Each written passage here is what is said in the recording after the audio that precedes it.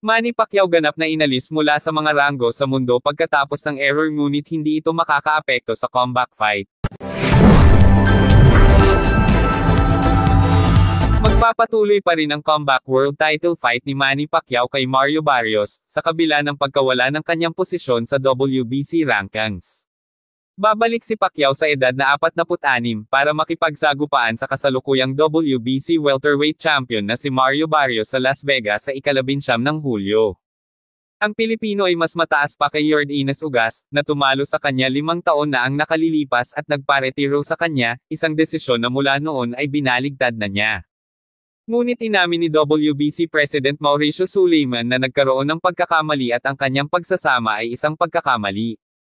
Opisyal na siyang na-withdraw mula sa pinakabagong mga rating ng WBC, at hindi pa rin nakalista sa nangungunang 40 ng dibisyon. Ang desisyon ay maaaring maging sorpresa kay Pacquiao, na humahamon para sa sikat na green belt na hawak ni Barrios. Ngunit pagkatapos ng maraming backlash mula sa boxing fraternity, ang WBC ay gumawa ng tamang desisyon sa mata ng marami. Ipinaliwanag ni WBC Chief Sulaiman na si Pacquiao sa huli ay pinahintulutan na kumuha ng shot sa belt dahil sa kanyang maalamat na katayuan. Ang mga regulasyon ng World Boxing Council ay nagpapahintulot sa mga maalamat na boksingero na tumatanggap ng lisensya mula sa isang komisyon sa boxing at pumasa sa lahat ng kanilang mga pagsusulit upang makipagkompetensya para sa titulo, aniya. Nagkamali kami sa pagraranggo sa kanya bilang 5, at nagdulot iyon ng kalituhan sa media at mga tagahanga, malinaw na sinasabi, bakit siya nireranggo kung hindi siya lumaban. Ang nangyari ay ipinagkaloob ang pahintulot na iyon, pinahintulutan ang laban, at mag-uusap tayong muli sa ika-20 ng Hulyo upang makita kung paano ito napunta.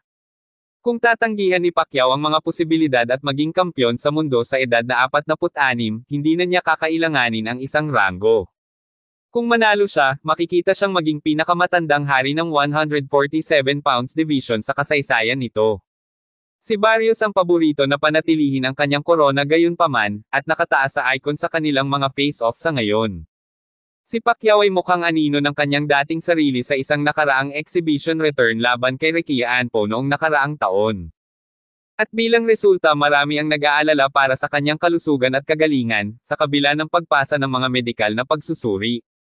Ngunit hindi kapani-paniwalang dating karibal na si Ugas ay naniniwala na siya ay magiging isang tunay na banta kay Barrios sa kabila ng kanyang edad. Maaaring ito ay isang lose-and-lose na sitwasyon. Kung manalo siya, sasabihin ng mga tao, Pacquiao ay matanda na.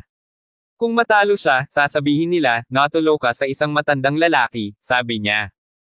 Ang Barrios ay nagsasagawa ng malaking panganib. Nilabanan ko si Pacquiao nang siya ay nagmula sa isang malaking panalo. Kakatalo lang niya sa top welterweight noong 2019. Sa pagkakataong ito ay mas mahirap. Pacquiao's coming off a 4-year layoff and a loss. Makikita natin. Ito ay magiging isang mahusay na labanan, bagaman